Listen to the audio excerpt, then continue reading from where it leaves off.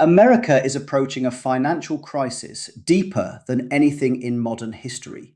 It will not matter who leads the country, not Trump, not Biden, not anyone. A 36 trillion debt burden is rising with no plan to slow it down. A retirement wave is growing larger than the entire population of France. Nations are turning away from the dollar at the exact same time. China, Saudi Arabia, and the BRICS are reducing their reliance on the United States. The cause of this crisis did not begin with today's politicians or parties. No modern president has the ability to reverse what was set in motion decades ago. A hidden economic system has quietly expanded debt and hollowed out productivity. Since the 1970s, fake prosperity has been built through borrowing instead of growth. Outsourcing removed industries, while inflation masked the weakness we created at home. This same process weakened the British Empire and crushed Japan's economic miracle. Now this pattern is constricting America tightly, like a slow tightening coil. The timeline is not political anymore. It is determined by mathematical limits. The breaking point is approaching faster than most people realize or understand. Donald Trump recently promised to fix the American economy and strengthen growth. I believe he genuinely wants to solve the problems he sees ahead. He has negotiated his way through setbacks and built across multiple industries. But mathematics does not negotiate, and it does not bend to confidence. The United States carries 36 trillion in national debt and rising every year. Each year, the country borrows enough to buy major tech giants combined, not to expand or innovate, but only to sustain basic government functions. People argue whether Biden or Trump increased the debt more aggressively, but every president increases it because the structure leaves no alternative at all. America earns 4.5 trillion in tax revenue, but most of it is already committed. Social Security consumes 1.4 trillion before any other program is even considered. Medicare needs 1 trillion more to support an aging and expanding population. Defense spending absorbs 850 billion to maintain global presence and strategic power. Over $1 trillion must be paid just to cover interest on our debt. These four obligations alone consume nearly everything the government collects in taxes. What remains must somehow fund roads, schools, border security, and public services. To balance the budget, a president must cut one of three protected pillars. Cutting Social Security angers millions of retirees who vote more than any group. Cutting Medicare ignites backlash from seniors who rely on medical support. Cutting defense opens the door to accusations of weakening national security. No president risks any of these choices, so the debt continues to expand. As debt grows, the interest required to maintain it expands even faster. Interest crowds out funding, leaving little room for essential programs or unexpected needs. This is no longer political debate, it is a structural mathematical trap. The debt cycle will not be fixed by elections, it will end in crisis instead. Trump understands leverage and negotiation, but he cannot override the arithmetic. No leader will destroy their political support to implement suicidal budget cuts. That is why debt will continue to rise no matter who sits in office. If debt is the prison, then the Federal Reserve controls the locks and gates. Presidents do not control the Federal Reserve and cannot command its decisions. Even if Trump pressured the Fed, it would still face an impossible scenario. To stop inflation, the Fed must raise interest rates and damage the economy. High rates create recession, housing declines, unemployment, and declining stock markets. To protect the economy, the Fed must lower rates and fuel more inflation. Low rates weaken the dollar, destroy savings, and erode purchasing power nationwide. Either decision leads to significant pain, but only the timing is different. For 15 years, the Fed printed money to delay consequences and support markets. Zero interest rates, Bailouts, stimulus, and liquidity were used to mask real weakness. It looked like relief, but it only postponed the inevitable correction ahead. Now the delay is ending, and consequences cannot be avoided through printing alone. No president, no matter how determined, can reverse the choices already made. If the Fed determines how the crash unfolds, demographics determine when it hits. Biology does not respond to elections, policies, or campaign promises at all. Every day, 10,000 baby boomers retire, expecting benefits and medical support. That is 3.6 million new retirees each year, increasing financial pressure on programs. The working age population supporting them continues to shrink year after year. In 1950, there were 16 workers supporting every one retiree in the system. Today, the number has fallen to only about 2.8 workers per retiree. By 2030, it will fall further, until just 2 workers support each retiree. The retirement wave is locked in and cannot be reversed through policy choices. Cutting benefits would cause chaos, but keeping them will bankrupt government finances. Immigration could help, but the political climate makes large increases nearly impossible.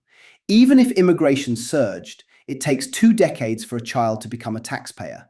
Demographics move slowly, far slower than political cycles or economic expectations. You cannot vote your way out of population mathematics or biological trends. America's power is not solely based on military force, but financial trust worldwide. That trust is fading faster in foreign capitals than most Americans realize. The dollar is powerful because the world uses it, not just because we print it. When other nations move away from it, our financial advantage begins to disappear. BRICS nations are trading using their own currencies instead of relying on the dollar. China and Russia have developed payment systems that do not need the United States. Central banks are increasing gold reserves, preparing for a shift away from the dollar. Saudi Arabia has already accepted yuan for oil, breaking a major historical agreement. Without the petrodollar system, America loses its most important financial advantage. No president can force the world to use our currency once trust begins to fade. Negotiations may buy time, but they cannot undo a global turn toward independence. Nations are protecting themselves from a financial system they no longer trust. If global confidence is weakening, domestic financial foundations are also crumbling. The next crisis will not come from homes, but from commercial real estate. Office buildings sit half empty due to remote work and shifting business patterns. Retail space continues to shrink as commerce steadily moves online, away from storefronts. $1.5 trillion in commercial real estate loans will soon come due. Many of these loans were issued when rates were extremely low and occupancy was high. Now interest rates are triple and buildings are losing tenants across the country. Landlords cannot refinance and defaults will rise, spreading losses to banks everywhere. Regional banks hold much of this debt and will be hit the hardest first. When these banks collapse, credit will freeze, business will struggle, and jobs will vanish. Bailouts can slow the pain, but they cannot erase the losses hiding in valuations. The buildings are simply not worth what lenders believed during years of cheap money. Someone will absorb the losses, and that impact will spread through the financial system. Even if Trump manages the fallout, he cannot stop the money printing that follows. The federal government spends $2 trillion more than it earns every single year. The only short-term way to fill this gap is to continue printing money. If printing stops, programs collapse, banks fail, markets crash, and government shuts down. If printing continues, inflation accelerates, savings weaken, and trust begins to erode. There is no escape from this decision. Every president must choose a painful path. Trump understands debt, but he is trapped by the same constraints as others. The budget cannot be fixed without cuts that no political party would ever support. The government will continue to print because there is no viable alternative. The more we print, the weaker the dollar becomes and the less it is trusted. Behind all of this, a deeper threat exists that hides in complex financial markets. A shadow market of $600 trillion in derivatives overshadows the global economy. These financial bets rely on assumptions that interest rates stay low and stable. They also assume asset prices rise and the dollar remains strong and reliable. When even one assumption fails, the system begins to unravel across multiple sectors.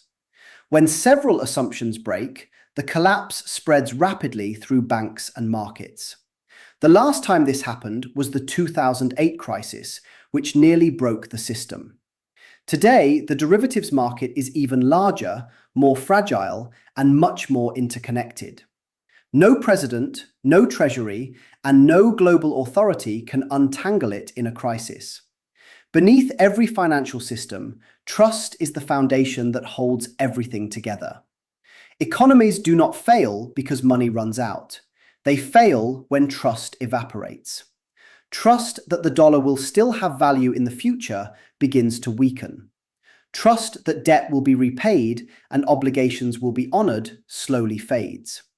Trust that leaders will protect the currency instead of printing recklessly disappears.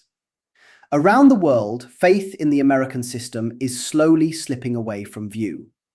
Nations see political division exploding instead of unity and stability. They see sanctions used as weapons and fear being trapped by American influence. They see trillions printed with little accountability between future generations vulnerable. They see aging infrastructure, strained finances, and rising internal conflict over benefits. They see a society unwilling to endure discipline that rebuilding would require. Restoring confidence would take a decade of sacrifice voters will never support. Any president attempting real repair would be punished before change takes hold. That is why leaders avoid pain and choose temporary relief no matter the cost. If no president can stop what is coming, then citizens must protect themselves. The rational choice is preparation, not waiting for someone to rescue the system. This is not about elections, victories, or which party holds the White House. It is about surviving a financial environment that has exhausted its remaining options. Over the next 1 to 2 years, these pressures will converge into a breaking point. People need to reduce debt and avoid loans that will grow as rates rise. They should accumulate hard assets like gold, silver, land, and essential commodities. They should build multiple income streams instead of relying on one vulnerable source. They should learn practical skills that matter in unstable economic conditions. Communities and relationships are resources that help people endure financial shocks. Preparation allows survival while others panic and fall into crisis without direction. Some people will lose everything because they trust that the system will protect them. Others will adapt early and become stronger during the transition into the next economy. Trump will try to manage the crisis, but even he cannot prevent the impact. He may pressure the Fed, negotiate deals, or attempt to reset financial structures. Some actions may provide temporary relief. Others may accelerate the consequences instead. No leader can override decades of decisions that built the environment we face now. This collapse is bigger than politics, bigger than elections, and bigger than individual leaders. The only person who can defend your future is the one preparing right now. Preparation is no longer optional. It is the barrier between security and collapse. You do not need a hero. You do not need a villain. You need a plan. Because no president controls the math, and the math will decide the outcome ahead.